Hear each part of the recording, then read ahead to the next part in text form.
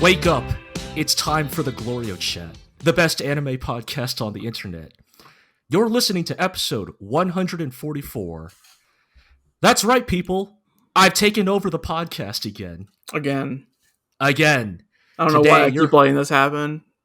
you really gotta stop leaving the keys in the ignition, man. I just show up for work every day, and I don't care who the boss is. Well, it's gonna matter today, because today your host will be I, Handler G.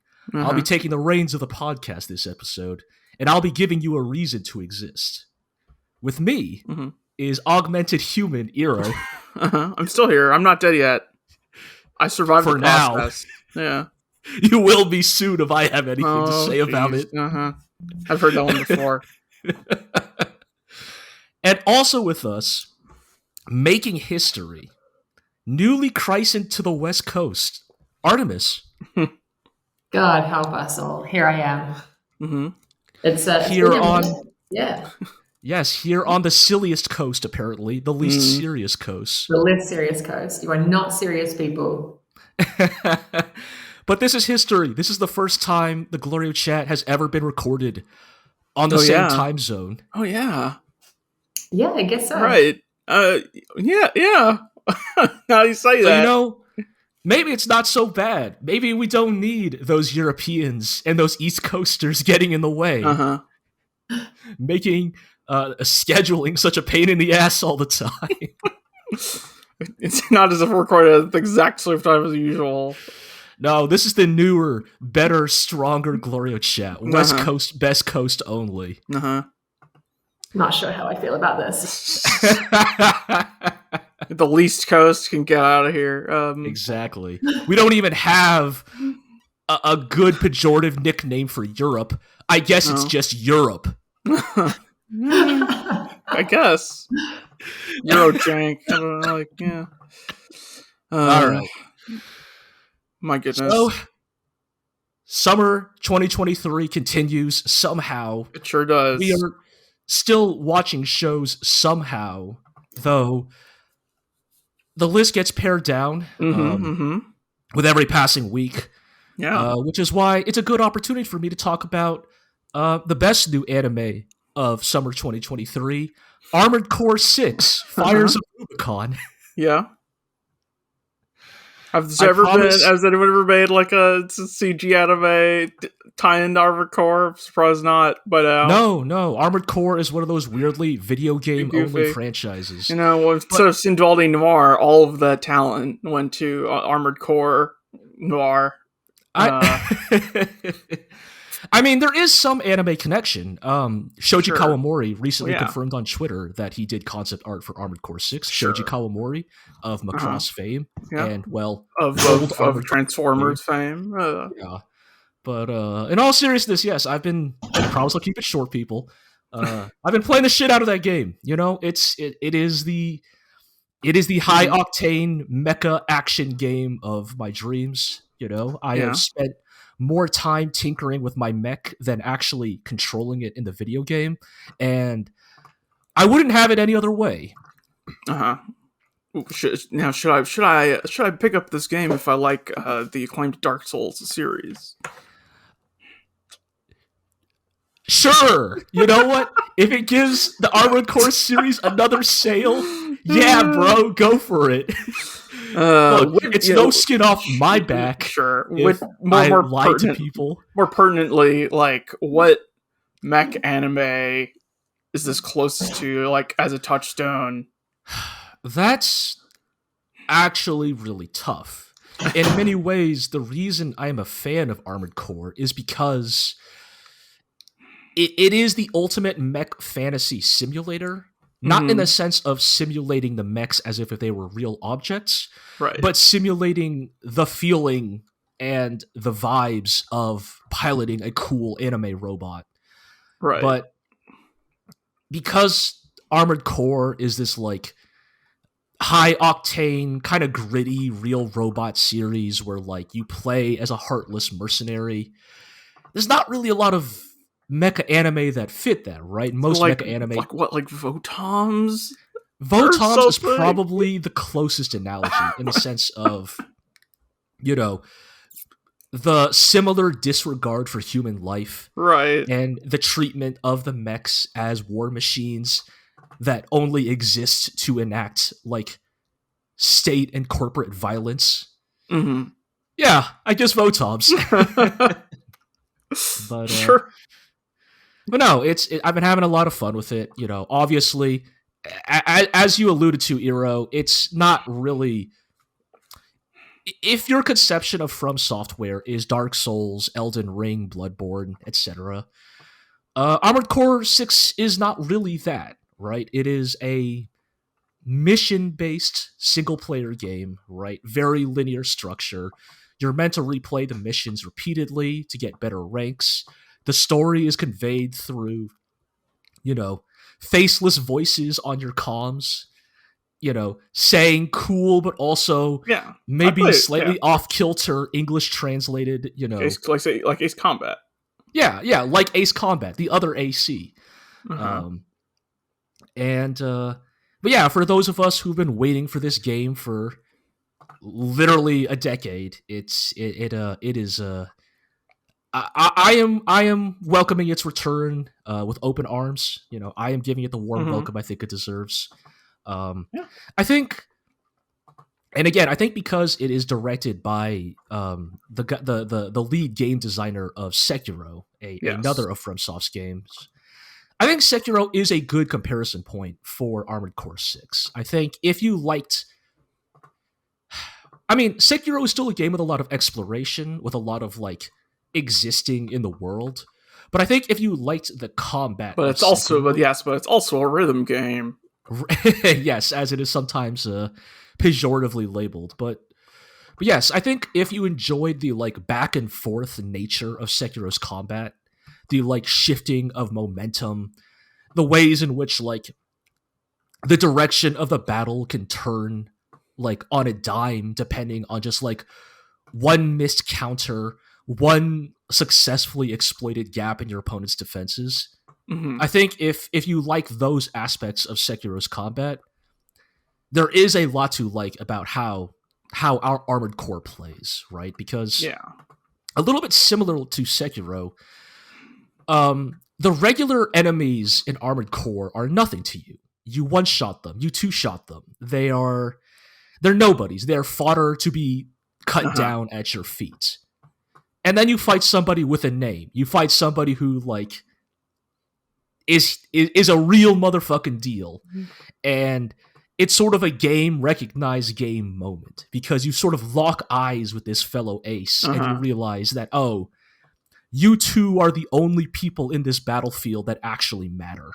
Mm-hmm. And you get the thing where in Char's counterattack, Amuro and Char are fighting through this battlefield and just grabbing guns from other guys and killing them, and it doesn't even register. Right. It's almost an unconscious response. When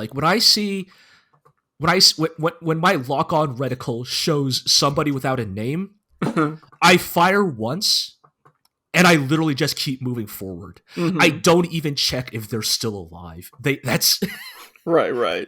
They're dead. I know they're dead. I can move on. It's that kind of game. It really puts you into a very specific flow state because these missions are at most 2 to 4 minutes long. You get to. Jeez, okay. Yeah. Okay. If you know what you're doing, 2 to 4 minutes long. Obviously, first time around, it's going to be 10 minutes, maybe more. But once you know your route, once you know the enemy placements, maybe Char's counterattack is the better comparison point for Armored Core. You feel like a new type. Right. It comes from the nature of you repeat the level. Yeah. So you know where all the enemies are, but that's kind of the point, right? It's right. You replay the mission, you know where everybody is, and so you just devastate them on the way to your destination. So in that sense, that is why I say Armored Core 6 is not a mech simulator. It is a mech fantasy simulator. It simulates the feeling of controlling an all-powerful robot, and I'm having a great time with it. I think if again, it does not have the exploration. It does not have the sense of like lived inness of the world in the way that like From is so good at in their other games. And I definitely think that is one of the appeal of their other games. But I do think that if you like the specific pace of like how From designs combat, the sheer flexibility of like play styles and builds in Armored Core 6 can still be very, very appealing. But also I will contend, I think much of it also just depends on like, do you like giant robots or not? Right? Because that is very much the, well, core of the appeal. So indeed. But I would recommend it. And you know, again, no skin off my back if I lie to customers. Yes, all Souls fans should buy Armored Core 6. Let us falsely inflate those sales numbers. Because they should expand their horizons, probably. Indeed. That too. But okay, with that out of the way. Expand our horizons, like expanding our horizons in anime we've been watching. Yeah, in fact, speaking of samurai and duels, which I think are actually an extremely minuscule part of the anime, the first anime on this list. Yes. Artemis, this is the first time we've had you on the podcast this season. Yeah. And we heard you had been watching some shows that had perhaps flown under our radar, so we really wanted to get you here to talk about some of them, including Ooku, a show that I think the rest of us dropped to varying degrees. Yeah. So part of the reason I had watched up to episode 5 is that I think Ooku dropped before a bunch of the other anime started for the season. Like, it was the first one to drop, and it dropped it was everything on Netflix. Yes, Netflix. So that's why I watched. I think if it had aired weekly, I may have dropped it sooner. Understandable. I mean, that first episode, quote unquote, is a bit of an ordeal. It's quite long. Yeah, I saw the length and rolled my eyes, but not again, Jesus. Not again. Yeah, everyone's doing it now. Yeah, it's definitely not an action series. It's definitely more of a drama. Do not watch this if you're looking for samurai and No, I was joking. Yeah. If you like Samurai Champloo, try watching Ooku, The Inner Chambers. My biggest issue is that I was really looking forward to the show because I've never read the manga, but I know of the manga, and I know that it's like highly acclaimed, award-winning. It's a very highly regarded manga, and I do, generally speaking, check out a lot of shoujo or josei-based manga that, get their anime adaptations. But it was just so, unsubtle, Yeah.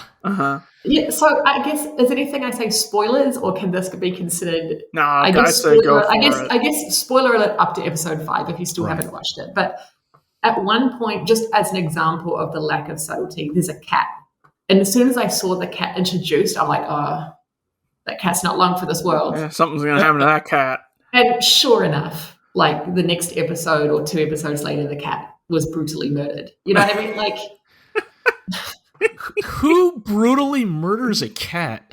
Well, I guess the cat wasn't tortured, but the cat was it had its throat cut with a samurai sword. That's fairly cold. That's fairly cold. Oh, that is pretty fucked up. So just in the way, it was part of the plot, kind of. Sure. It was just not necessary, and it was just so telegraphed. I saw the cat, and I was like, oh. Sorry, there's no reason to introduce it. There's a cat, and the main characters think the cat is cute. There's no point in putting it in unless the cat is about to tragically die. Right, and I feel like the whole series up to where I watched was kind of like that in tone and in terms of how it introduced plot points. You know where it's going to go. Mm-hmm. And it's not that I mind the predictability. It's just that everything kind of bashed you over the head with that unsubtlety. Right. It did not feel like a sort of because there's ways to do that where it feels like a slow and inevitable crash that we're all heading towards and can do nothing about. as opposed to like waving it from your hand. Yeah, this was inevitable only because the plot demands that something tragic and kind of gross happens to further the main, the main storyline. Mm-hmm. And it's kind of like whenever I see like an anime that involves a war and you see a child with like clutching a doll and you're like, oh no, that child's clutching a doll, like, and then the main character, I wonder what happened to this doll. Yeah. And then the main character in the next scene where the village has been slaughtered will come across the long doll and like vow revenge. It's like that. Yeah. That was the style and tone that I got from the cat and from pretty much every like major tragic plot point that occurred. I love that we are so well versed in anime's like highly specific visual storytelling tools that, you see the doll, you see the cat, or the puppy, or the whatever, or like the flower garden that a character is tending to, and exactly what's gonna happen to it in like 2 episodes. Exactly. It wasn't it wasn't the storyline of the anime that got me. I enjoyed, like, for what it was, I would have enjoyed it if it had not been for such like just blatant storytelling devices that were just so obnoxiously in your face. Right. I mean, it's a thing of like, it's a shame because like, again, like I read like 3 volumes of Ooku like years and years ago, and I do remember broadly enjoying what I had read, but it had been so long since I had read it that when the anime got announced, I guess I just kind of assumed, well, I like those manga volumes I've read, so I'm going to assume this will be solid, but it really does sound like I don't know, maybe I have to assume that the manga does a better job. It usually does in this kind of scenario, I think. Right, because I mean, it also should be said, right, this is not a great looking anime. That's the other thing I was going to mention. I was like, surely they could have, like, for such a well-acclaimed manga, surely they could have given the visuals a bit more zhuzh. And it just sure would have been nice. Yeah. It just looks plain. Yeah. It just looks kind of slapped on. Yeah. Like I wanted something more like intricate Produced, or more like eye-catching. Just something. I don't need a show to be glossy to enjoy it, but like for a show with this kind of pedigree, I just assumed that it would naturally look like they would bother to give it. I think about something, some other like period drama type thing, like Rakugo, Shogun Rakugo Shinju, where it was also sort of plain looking, but had some verve to its presentation. Right. I think that series was understated because a lot of things about that series were wonderfully understated, and they, it had visual punch when it needed to. Yes. And otherwise was fairly quiet and unassuming. But this show isn't quiet and unassuming. It's just kind of boring. Yeah. It's just plain. Yep. Well, I think we have somehow, despite the fact that everybody on this podcast has dropped the show, somehow Ooku finds a way to be talked about every week. But I think this truly is probably us closing the book on the show. Unless, God forbid, like fucking Chris or Peter are still watching it and we get them on the podcast. But I think otherwise... Yeah, I mean, that would be fun. Just for the joke, that would be funny. That would be a good bit. But, somehow we just find a way. Ooku again. But never stops. Well, speaking of shows that many of us dropped already. Shows that continue to shamble on. I like the Undead. Yes. Artemis, we hear you are still watching Zom 100. I am. So did everyone else drop it? Like, am I the last one standing on this one? I think most of us dropped it around episode 2 to 3. I think Jel made it up to the episode with the flight attendants. Okay. You could spoil it. We don't care. Yeah. That's fine. There's really little to spoil, honestly, because so first of all, this show is not helped by the fact that it's having production issues, and so one episode was skipped because of whatever production delays and I think scheduling issues, they just didn't get it done in time, basically, is what I understand. Like straight up skipped and they just aired the one that came after it, or they aired, or like they paused a week. They paused a week, or they aired like a special or something, I think. Oh, okay, yeah. But then I think another episode was skipped, and it's because of like it was something else was airing, like a big sports. Oh, right. Yeah. So that was not their fault, right? But it didn't help the right. For anyone watching week to week, it doesn't help to have a delay twice. It helps that I'm watching the show in company. If you have a mediocre show and you have someone to roll your eyes with, it really helps. Don't worry, Artemis. The next show on our list is exactly that. So. I think the show is okay. To be fair, like I don't think it's a god awful show. Like it's fine. Right. I think the first episode was by far the best episode. Yes, I would agree. So far, I think it's kind of gone like more or less downhill from there. The second was fine, like it was fine, and then like from then on, I just kind of got weirded out by some things. It's very, I feel like it's very audience driven. Like this is based on a seinen manga, right? Yes. Like I don't have to look that up. Like you just know. You just know that this is a show for middle-aged Japanese men. Yep.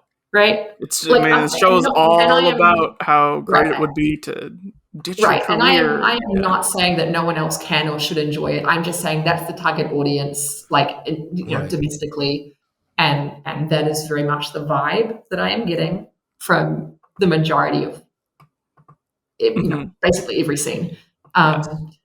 So where did you guys stopped at the flight attendant episode?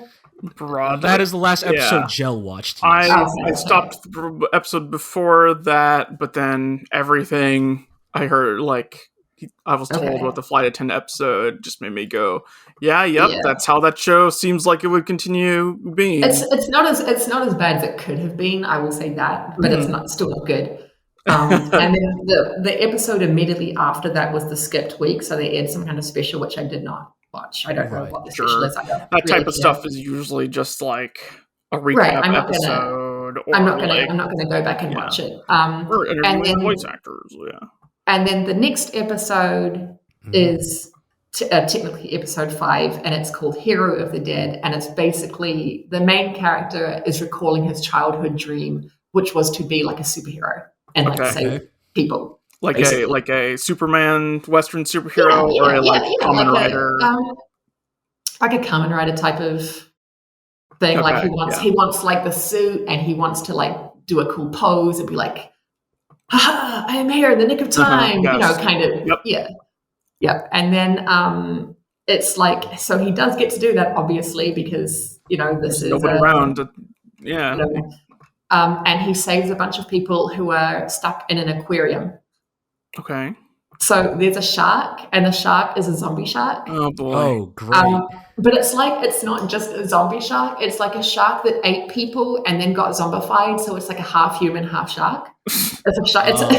It's literally a shark. It's literally a shark with legs. Right, yeah. like Gyo. I was gonna say, wait a minute, isn't that just Gyo? Right, that's the one, Iro, right? The fucking what's his name? God, I was gonna say Uzumaki, but that's the name of his other manga. Junji Ito, yeah. I guess I've already seen some, yeah. Yeah, there's a Junji Ito manga that is entirely about the premise of what if all sea creatures got legs. Oh, okay. And then proceeded to eat humans.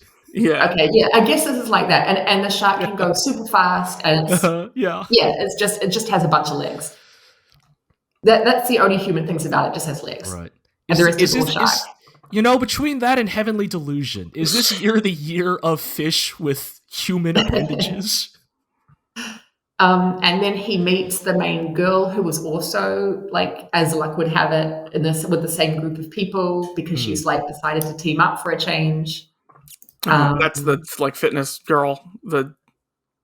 other main character. The fitness girl. I forget everyone's names. Akira's is the main guy. The fitness girl is just fitness girl. I don't remember what her name is, or she might have never given her name. I can't remember, or she did give her name in this episode, and I still don't remember it.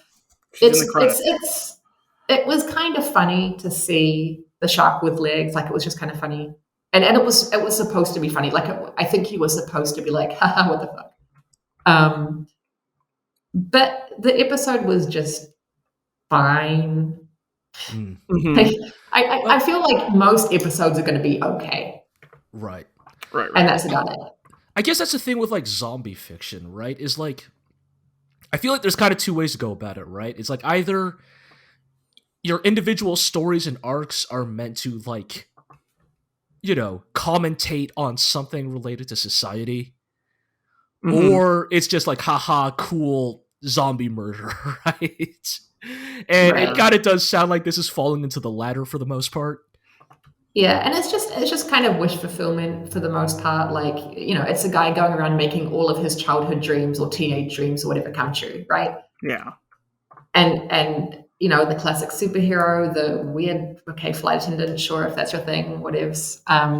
Like, I can see the next episode, which I think is going to be released today or has been released. I have not seen it yet. It's called RV of the Dead, and I'm going to assume that his dream was to, I don't know, rent an RV and go on holiday. Go on a road trip.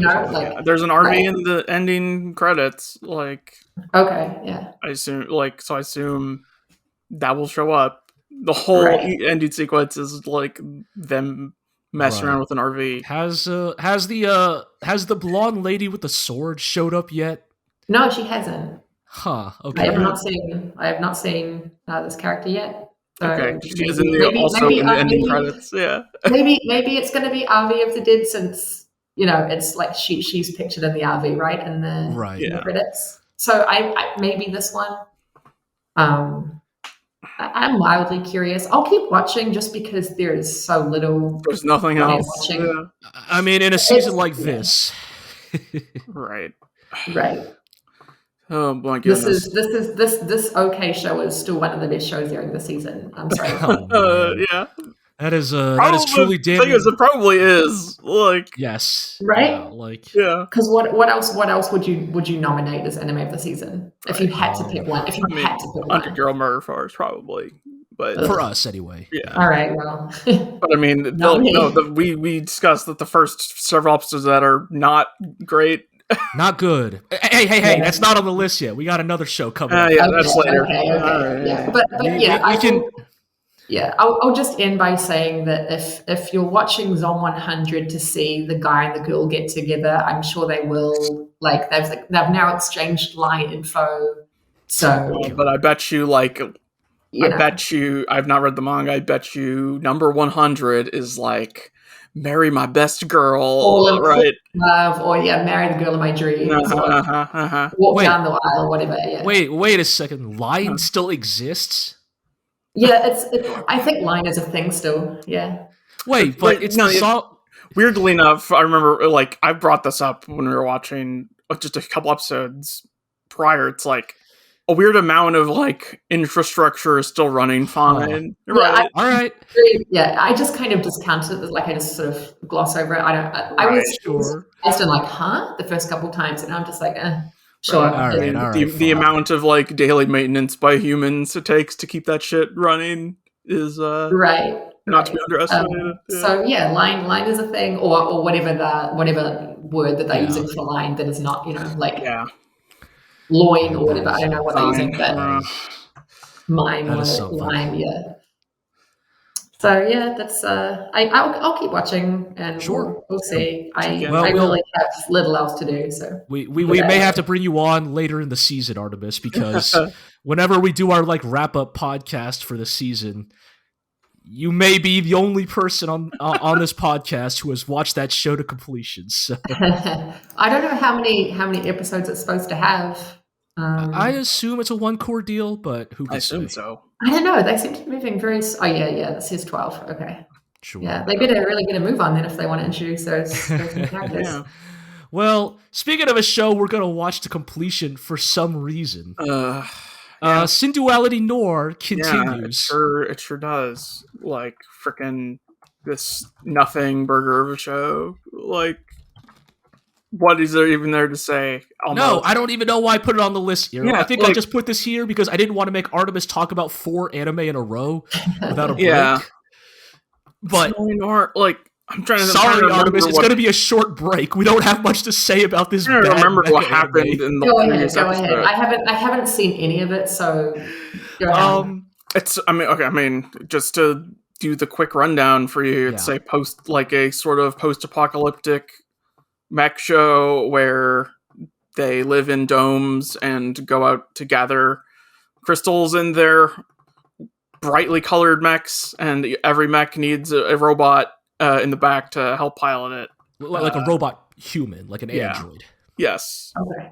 And so, of course, incredibly boring main guy finds a emotionless, white-haired robot girl in the ruins. And of course, she's white-haired. Of course. Hell yeah! She is your definitely not Ainami Rei, and she sticks with him.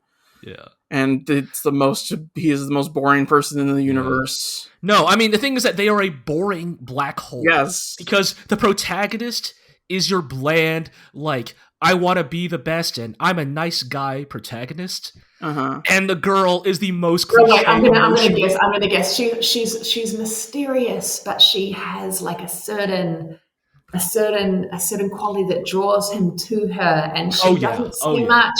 She really speaks, but when she does, it's in a very mysterious way that no one really understands. But it will be deeply meaningful. It will mean something for sure later on.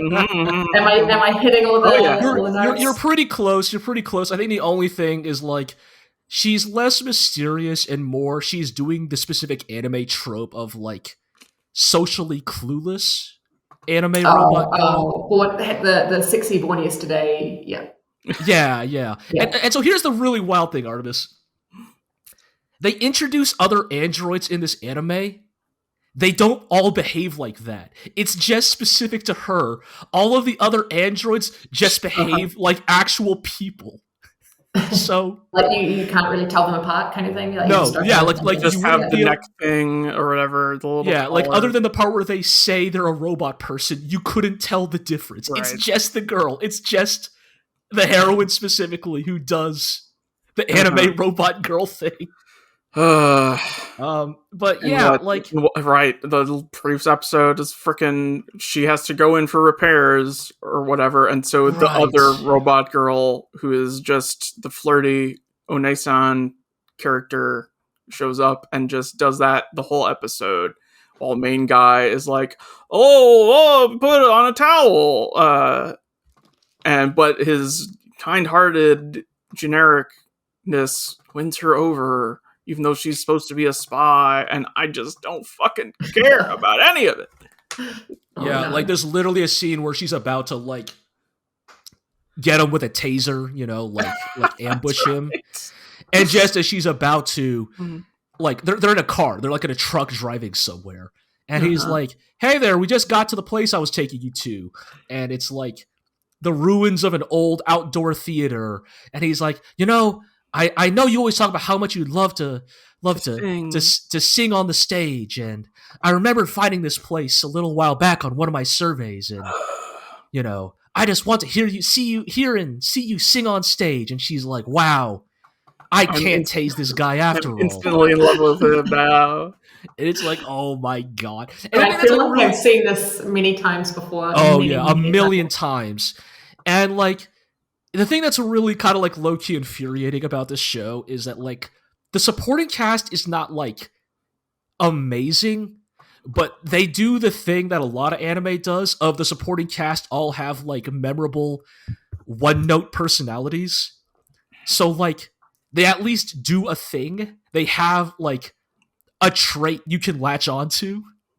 And the protagonist is so boring that we are literally looking at like the protagonist's like obligatory like goofy pervert best friend character, and we're like, man, why isn't this guy the protagonist? Like that's how low the bar is.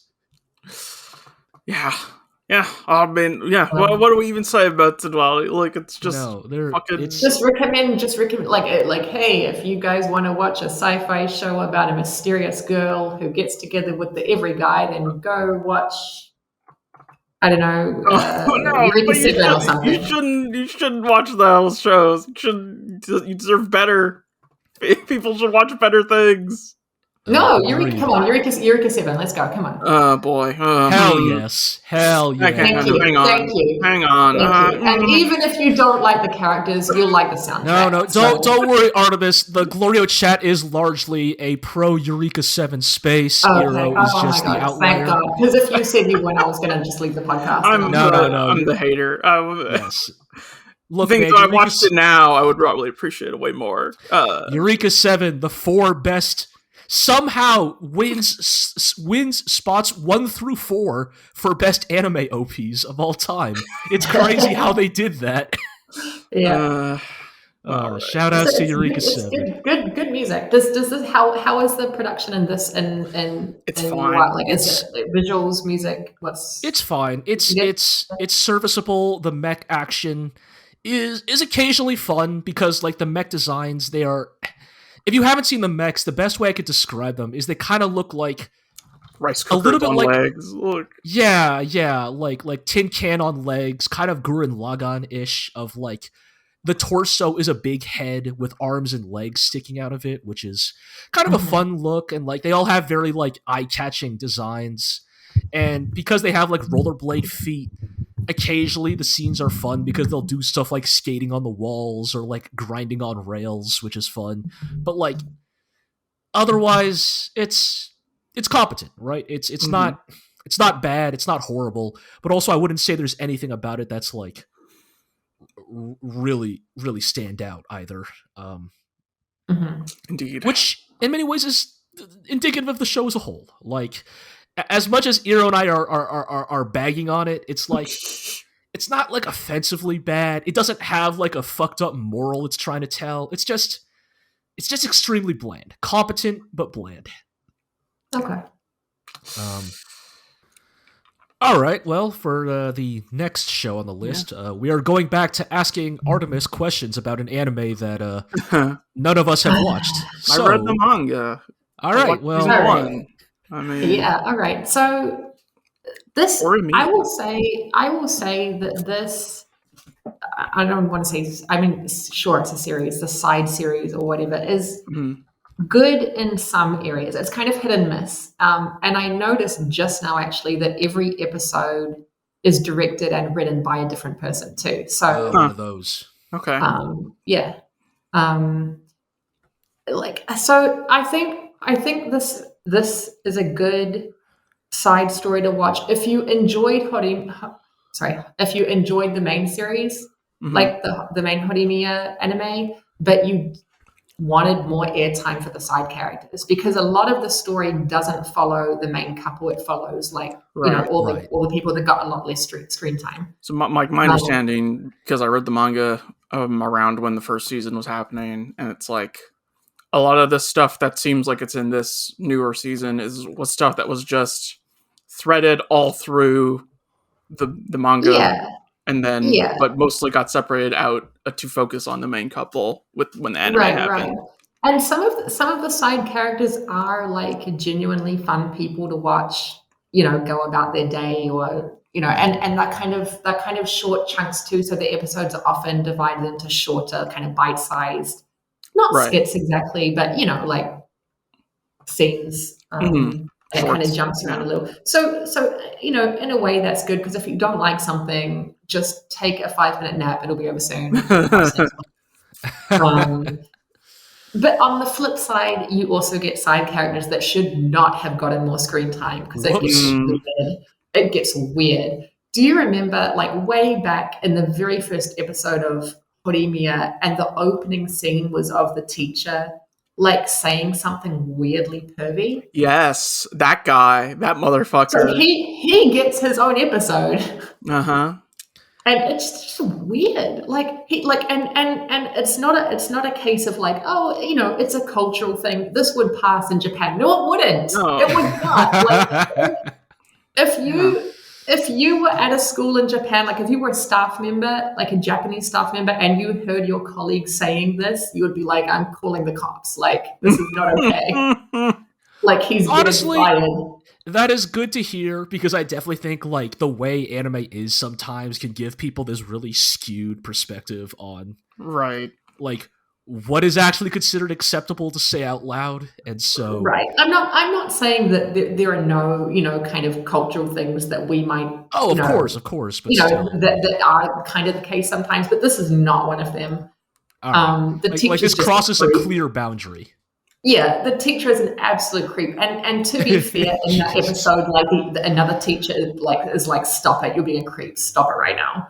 So, what does this episode focused on this bit character even entail then? Like, what does it add to the story? I guess nothing.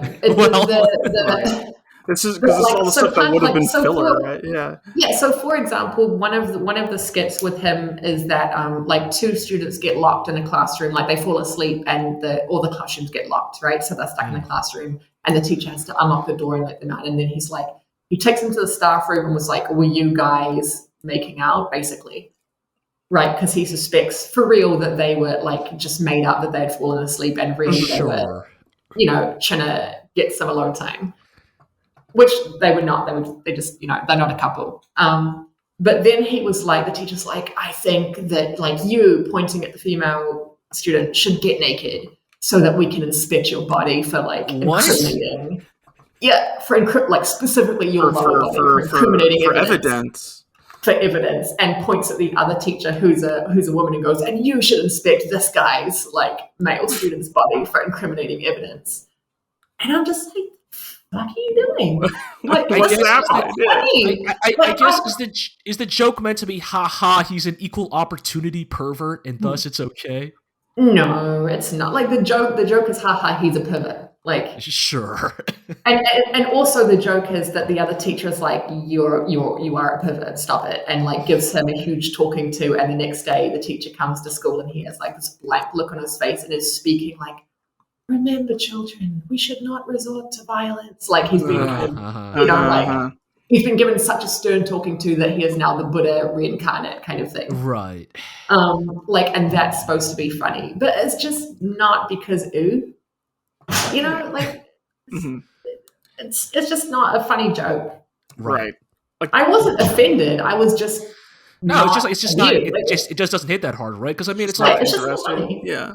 Yeah, because like to bring up like an example that this reminded me of a little bit when you brought it up, it's like, I wouldn't say his jokes were the best, but it kind of reminds me of like the perverted teacher in Azumanga Daioh, right? I was right. And it's like, I'm not gonna say like I'm gonna defend that dude either, but there's an element of like, because of the tone of the series and like it's so absurdist. It's so it's the absurdist, and he's such a weirdo. Like, he's not just a pervert. He's also like, even if they didn't have that part of his personality, he would still be a complete weirdo. Right? Exactly. And so it's like, no, it's like it's not just like a puritanical thing, right? It's like, no, it's like this type of joke or character can work in certain circumstances, but it kind of sounds like it doesn't work here. It didn't work in the main series, and it doesn't work here. And I just don't understand why they would bother putting him in. Like, he's not central to the plot in any way. He doesn't like move along any like important story beats. He's just there for laughs, but I'm not laughing. Right. And I guess the thing is, when I think about Horimiya, I think about Hori and Miya, right? It's a problem with like a lot of these types of shows where the side cast, eventually the main couple solve their thing, and then the side cast has to all pick up the slack, and it really depends on how good the side cast is, and I don't remember anything about the side cast. I think some are fun. I think on the flip side, there are some, like, I do recall, especially in some of the earlier episodes of this side series, laughing out loud a few times, just because like it's rife with misunderstandings, but it's dumb as fuck misunderstandings that are funny. like there's just one random scene just off the top of my head where a guy's looking for his contacts on the floor, like he dropped his contact lens. And they're both looking for it, but the other character is just still standing up, looking for it, standing up. The other guy's crouched, looking down. And then another character comes out of the classroom and sees the guy crouching. He's like, "Oh my god, like he's in dog ear, like something, you know." Why he fucked up, yeah. And it was like that was funny. The delivery was funny, you know. It was good timing. It was good comedic timing. And this series has a lot of good comedic timing. You just have to watch for it because there's, you know, for every. It's kind of half, honestly. For every scene that is actually funny and the payoff is kind of worth it, there's then a scene and it's just like, it's just like, why is this here? Yeah. Right. Yeah. Yep. So kind of hit or miss overall. Mm-hmm. It's hit or miss. I think if you really liked the main series, then you'll probably like this one. It's not bad. I wonder if it would be better. I would like. This is a total hypothetical. If like once this series is over, if you like mix and match and put everything into chronological order, if how it would play, right? I think they could have had. I think Horimiya could have had a couple of these better scenes just inserted in for pleasant filler between like serious-ish plot lines, and it could have worked fine. Because that's how the manga was. I mean, yeah. Well, I guess Kaguya-sama stays undefeated in terms of elevating the side cast. Which I have not watched. So oh man, maybe now would be a good time. You know what? With a season looking like this, I think there's no better time to start Kaguya-sama Love is War. You know, get you on that. Gel, we're getting Gel on Vinland Saga. You know, it's all the plans coming together. It's all happening. Yeah. But well, speaking of good plans coming together. Undead Girl Murder Farce. We sort of wrapped up the London arc, as it were. The heist. Where, so, Artemis, you dropped the show, you said episode 3? I did. I thought it was boring as shit. Like, I probably agree about that first arc. It was whatever. Everyone annoyed me. I was very annoyed by all the characters, by all of their lines, by all of the, like, ridiculously slow pace built up leading to nowhere. Like story beat, it just didn't do anything for me. I think honestly, Artemis, that's all fair because you know, this is one of those rare cases of an anime where I do unironically make the argument it gets better like later on, like halfway in, because I think as soon as you said heist, I was like, oh, there's a heist, and that alone was like, oh, really? Okay, right? Because like, so the thing that like the second arc does really well, and I say second because I don't even consider the first episode, you know, a bespoke arc, but the second arc has them going to London, or I guess they've already been in Europe, but they're in London, and they've been tasked with protecting a diamond from being stolen, because it turns out that Undead Murder Farce is doing the full like early 20th century public domain character free-for-all. It turns out that Arsène Lupin has announced where this is going. Arsène Lupin has announced he's going to steal a diamond from Phineas Fogg, the guy from Around the World in 80 Days. Around the World in 80 Days. And has hired art. Did they pay for this? Like, is this? They're all public domain now. Yeah. Okay. They're old enough. So you know, Lupin is planning to steal this diamond. Phineas Fogg has hired our trio and Sherlock Holmes to stop the heist. I knew it. As soon as that name dropped him, I'm like, oh, he's coming in. Of course. And against the likes of Sherlock Holmes, Arsène Lupin might need a little help. So who better to team up with than the Phantom of the Opera? What? Yeah. Okay. Maybe I should pick this up. This sounds ridiculous enough to be fun now. You're right. And then in the middle of this heist, they get attacked by the new bad guy crew formed of James Moriarty, Aleister Crowley, Carmilla, Stop, Jack the Ripper, and Frankenstein's monster. Okay, as soon as you said Aleister Crowley, I'm like, I'm in. Like, I'm picking up this. I'm picking this up. I'm picking this back up. This is back on my list. Yeah. Like, you know what? You don't even need to finish the prior arc. Just skip straight into the new London arc. Okay. Yeah. How is Aleister Crowley portrayed? I have to know. So a weird, like, magician dandy. Like, do they make him like weirdly perverted? Is that a thing or not really pervert? I mean, he's like an evil wizard, I guess. Like they made him evil. They made him an evil wizard. He's basically like a stage magician who murders people. Yeah, I'm gonna assume that Japan doesn't really know who Aleister. No, I don't think they do. No, they just know him as like a weird wizard man, like a lot of the time in anime. It's so good. But yeah, it's just like the fun of this arc, right? Is like you get to see, you know, our characters basically just interact with these really fun takes on these familiar faces, right? Like Arsène Lupin is fun. Like you hear Lupin and you think, oh, they're just going to copy Lupin the Third, and you know they obviously take a couple of inspirations here and there from the anime Lupin the Third, but like he is kind of his own thing, right? He is this very like foppish, dandy gentleman thief.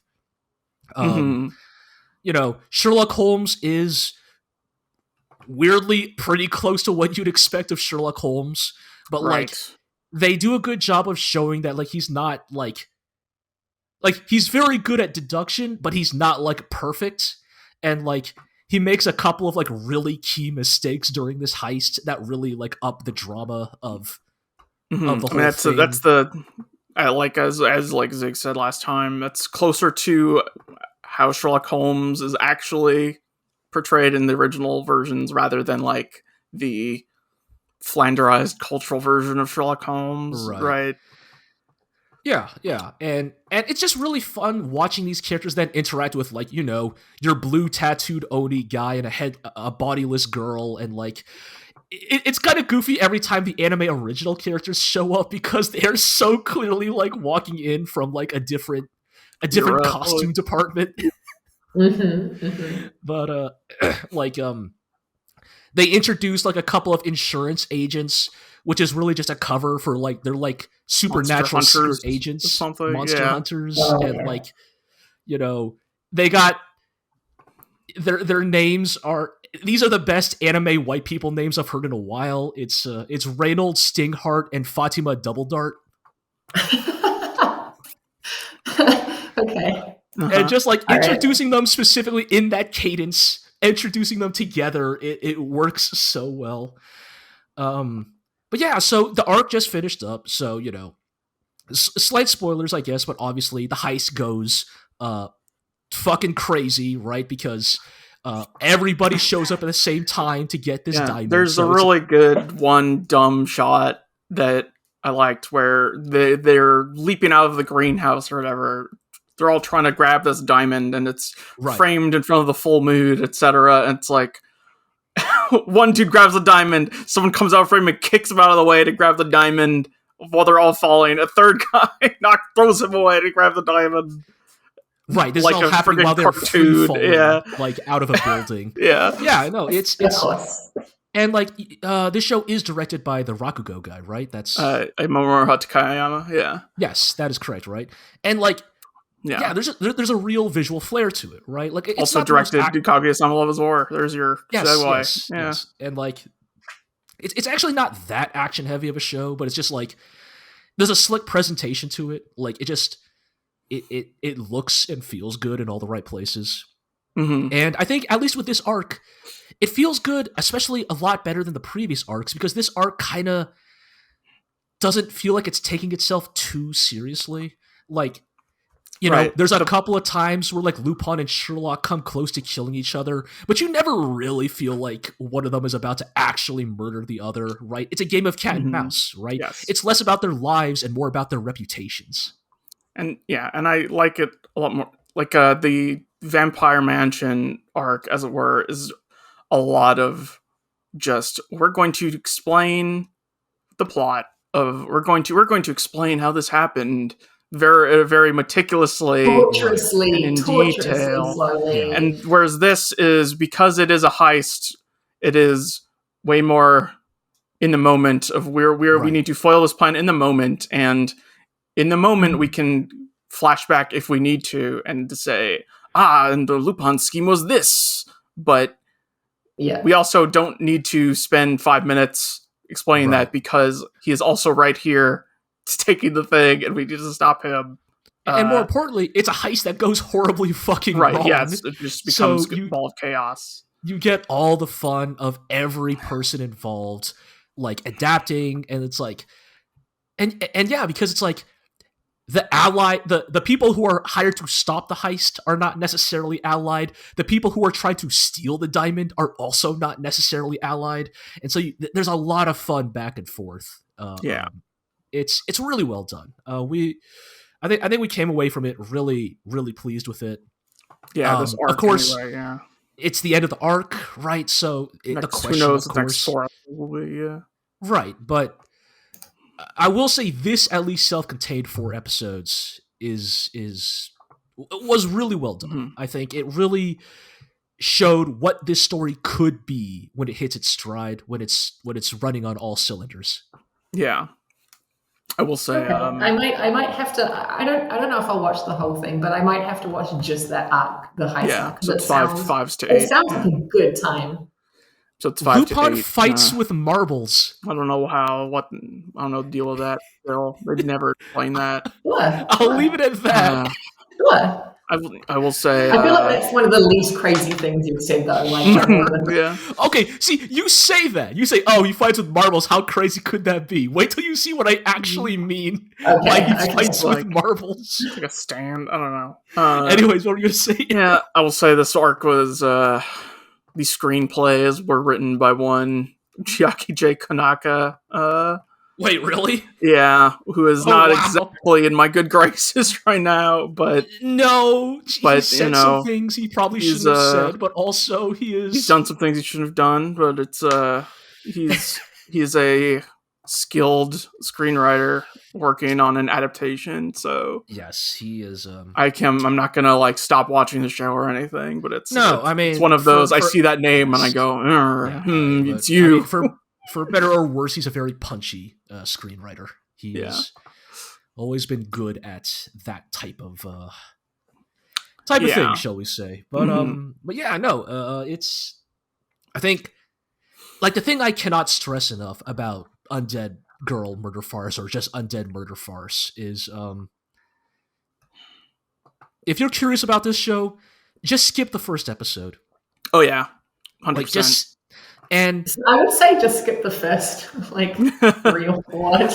I mean, okay, probably, but then you start getting into a weird territory of why are you even recommending this show in the first place? But right, yeah, I would say, okay, watch episodes 2 through 4, then watch episode 1, then watch the London heist arc, and, this is the least ringing recommendation of a recommendation that I've heard. Sometimes you just have a stretch of 4 episodes that are so good it almost makes you forget how kind of rough the rest of the story was up till that point. Yeah, and I mean, I hope it keeps it up, but we'll see. I really do too, right? Because the thing it obviously does when it introduces the bad guy villain squad at the end is they kind of win. They kind of win uncontested, right? They do the thing of they show off the powers of the new villains. And it's oh no, how could our heroes possibly overcome Aleister Crowley's magic and Frankenstein's monster? And, sets them up as the primary obstacles of the next arc, or in this case, probably the final arc of the anime. And I guess my hope is that it keeps that momentum going. Yeah. As we head to the Forest of Werewolves. Right, yes, that is also the thing they reveal, is that this diamond is important because it shows us where the Did we explain that Moriarty's plot is that he literally wants to collect the blood and genetic material of every supernatural creature and combine it into one single chimera. ubermensch, super chimera human. And so that is why he has stolen Oni DNA, vampire DNA, and now he wants werewolf DNA, and he's going to combine it all into one. Yeah, he's going to put them all in the Jack the Ripper to make... Right, yes, the person... Make Omega Jack. Like, what a stupid show. Goodness me. Yeah, I'm having fun. Yeah, we're having... I mean, I think it may be the only show this season that we're like... Again, I don't know if the show's actually like... With how many caveats we've given, I don't know if the show's legitimately great, but it is definitely the one we're having the most fun with week to week. Right. And with that, we were gonna, go to one last show here, one last Artemis show to talk about. And that is My Happy Marriage. Yeah, and I wish to apologize sincerely and unironically, because when I said earlier in the podcast that Zone 100 was the best you were going to get, I realized that My Happy Marriage is actually the best you're going to get. Oh, word? Okay. Yeah. So I was very harsh, not like superbly harsh. I was reasonably harsh on the show when it first aired. I called it melodramatic. I said that every story beat was wildly telegraphed. I said that the main character's constant internal monologue was really annoying because she says everything in a like deadpan, breathless whisper, like that, all the time. Like that's just her tone of voice. It's just what she has. ASMR voice. Not even ASMR. Like not good. ASMR is supposed to be pleasant. Oh man.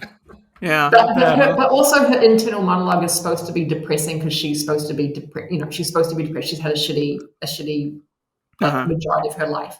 Right. But I kind of am drawn in anyway at this point. I kind of got weirdly hooked on it. And I think it's because every now and again it gives you a surprise. That was a really nice, weirdly subtle moment, and I didn't think this show had that. Okay.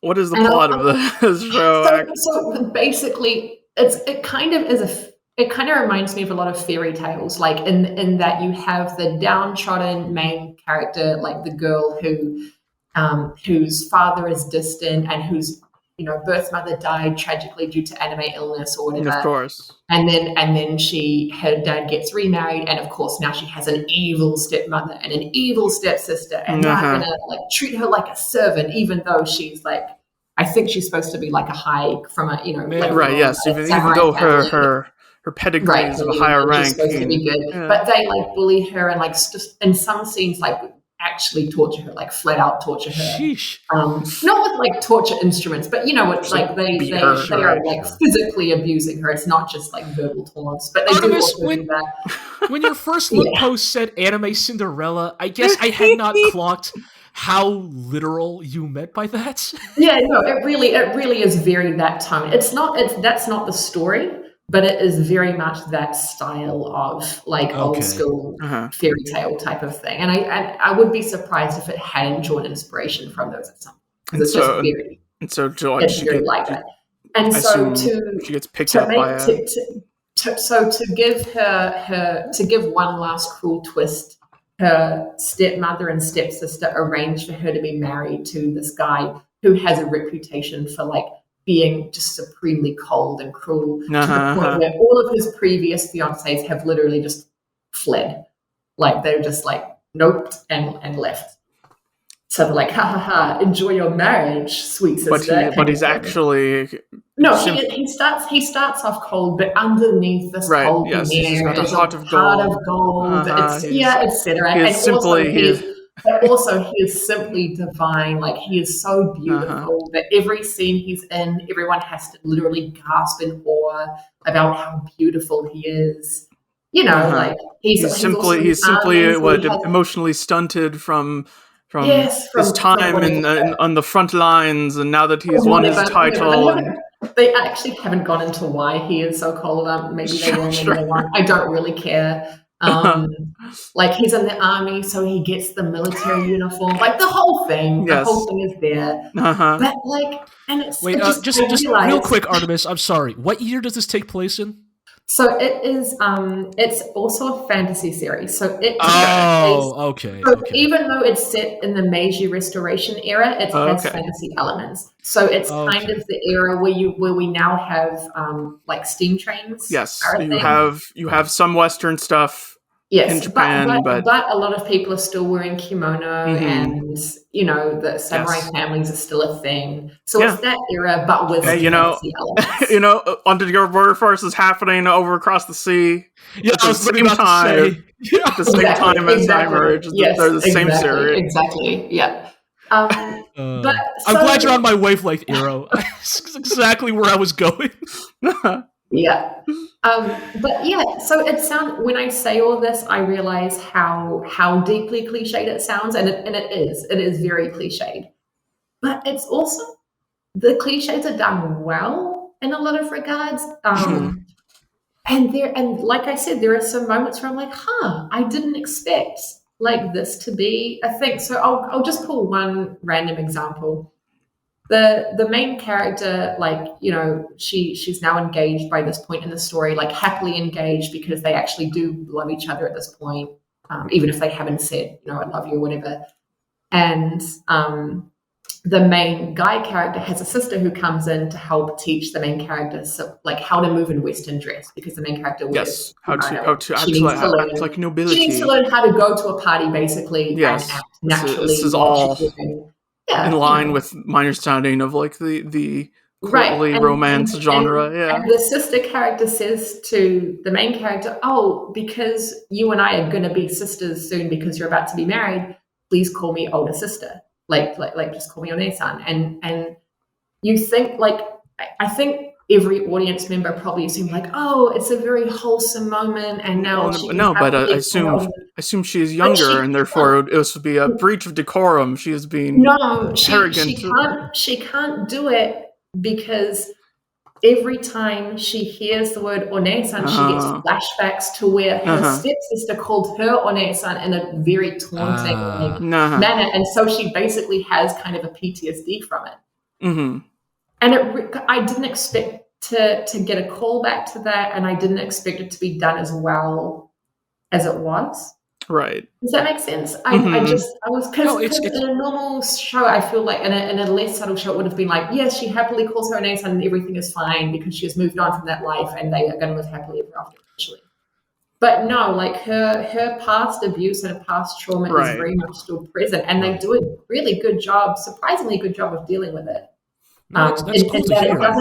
It doesn't just go away on its own. Like, she can't just be happy and move on and be confident. Like, this is very much a story about a very downtrodden woman who was going to learn to move on, but it's not going to happen soon, because this abuse has been happening since childhood. So it's all kind of ingrained. But the pretty fiance is here to, Oh, he's there to save her, 100%. He has already charged in to save the day at least once. Yes. Guaranteed he'll do it again. Guaranteed she'll faint at least a couple more times, etc. But the story of how they deal with her abuse and with her trauma is again surprisingly well done in a lot of points. That is good to hear, honestly. I mean, you say that obviously all of this sounds like cliche or bad on paper, but I think there's a lot of fiction, there's a lot of media out there where it's like, again, you describe it without the visuals, you describe it in a vacuum. And it's like, what could the merits be there, right? We've seen it a million times. And oftentimes with stories like this, it is very much in, the devil is in the details, right? Yes. It's in the presentation. It's in the execution. It's in the delivery of the dialogue. And it kind of sounds like what's happening with My Happy Marriage is that, yes, on some level, this is well-trodden territory, but it is like putting the work in to execute on these like familiar talking points in a way that feels well-earned. It does. I feel like the payoff does really get there. So while I kind of started off the series kind of mocking it, I feel like I really own it. I feel like I did it a disservice I mean, we can only judge based on like that first episode, right? Like that's what we always do with our first looks. Right. And speaking of looks, it looks good. There are some scenes that are really beautiful, like the lighting is really nice. There's some nice details because it's set in the Meiji Restoration era, plus the fantasy elements, whatever. But the historical parts where they show some details, like there's one point in the first episode where she's sitting in a train and she's watching the landscape go by. And it's a really nice looking shot. Like they did the lighting and the shadows really well. It looks like really, really polished, but not in an artificial way. Like it looks like it has depth, visual depth. It really, it excels in certain scenes. And I think for some people, that alone might even make it worth the watch. Yeah. Damn. All right. Sounds good. Well, it says the studio is Kinema Citrus. Oh, sure. So okay. they've got. Oh yeah.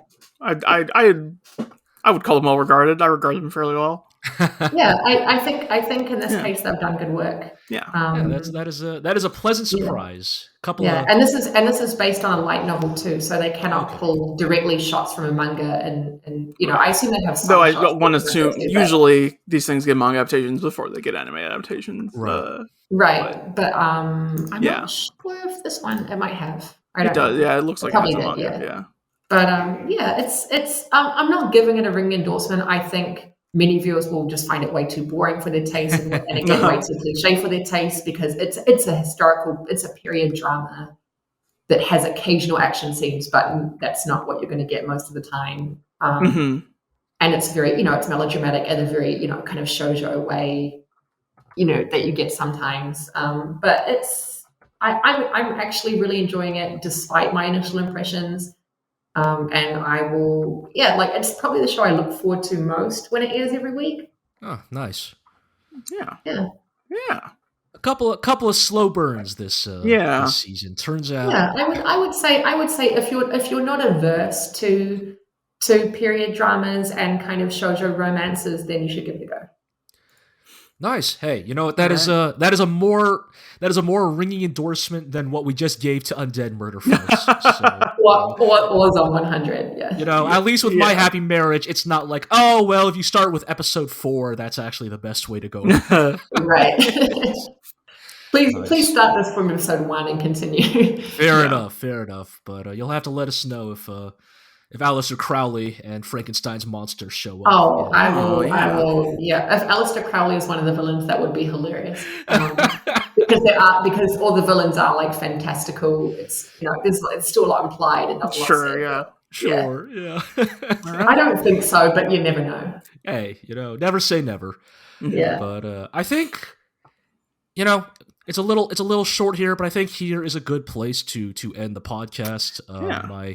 I don't know if my voice can hold out for much longer, so once again, I'm sorry, dear viewers, you are denied the 45 minutes where Iro and I talk about Aura Battler Dunbine, Heavy Metal Elgine, and Blue Gale Zabungle, the 3 Tomino-directed anime from 1980 to 1983. I know that's what everybody has been waiting for. They're like, oh, I can't wait to hear Iro and G talk about whatever stupid dipshittery has happened to the Zabungle cast this week, or what who knows, weirdly hard-hitting parable about nuclear war shows up in Dunbine, the anime about robot bugs who fight in Fantasyland. I know, I want to talk about it too, but I'm hitting my limit here.